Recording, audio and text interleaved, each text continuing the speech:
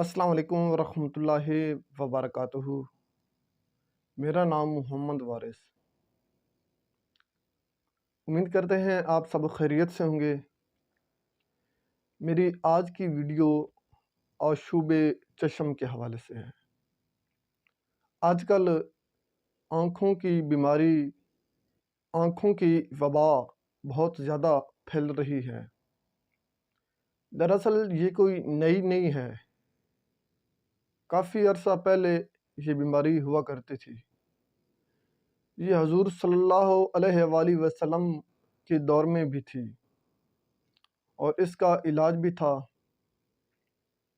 تو آج انشاءاللہ میں اس حوالے سے آپ کو گائیڈ کروں گا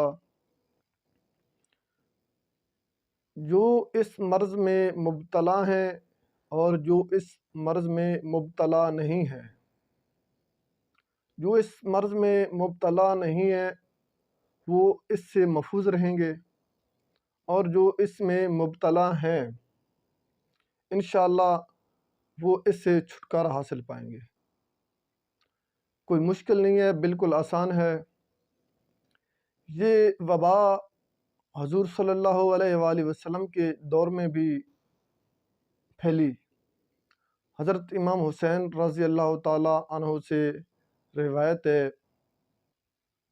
کہ جس وقت حضور صلی اللہ علیہ وآلہ وسلم کا نام آئے، اشہد ان محمد رسول اللہ، جہاں پر آپ سنیں یا کوئی ذکر کرے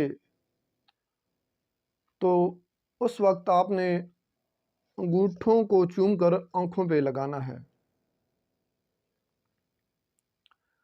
اور اس کے علاوہ اگر جو اس مرض میں مبتلا ہیں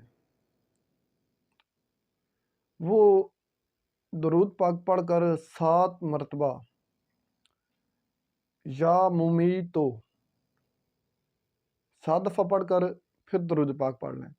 بہتر تو یہی ہے کہ ہر نماز کے ساتھ آپ پڑھیں، ورنہ دن میں 2 دفعہ صبح شام پڑھیں۔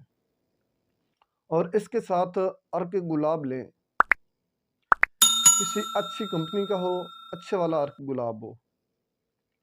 اس میں شہد لینا ہے، خالص شہد ہو، مکھیوں والا ہو، بازاری شہد ہرگز نہ ہو۔ اس کے 7 قطرے آپ نے اسی عرق گلاب میں ڈال دینے ہیں۔ عرق گلاب جو لینا ہے وہ ڈراپ ہو، اس ڈراپ کے اندر 7 قطرے ڈال دیں، آنکھوں میں پہنیں۔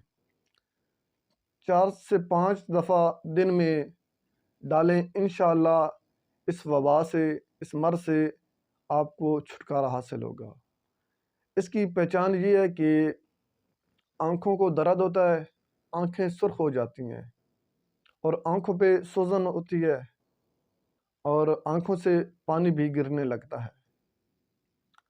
اللہ تعالیٰ آپ کو شفا دے۔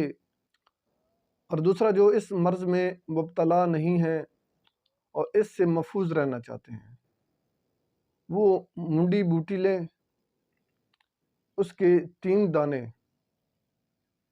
پانی کے ساتھ استعمال کریں، صرف 1 دفعہ استعمال کرنے ہیں۔ اور اس کے ساتھ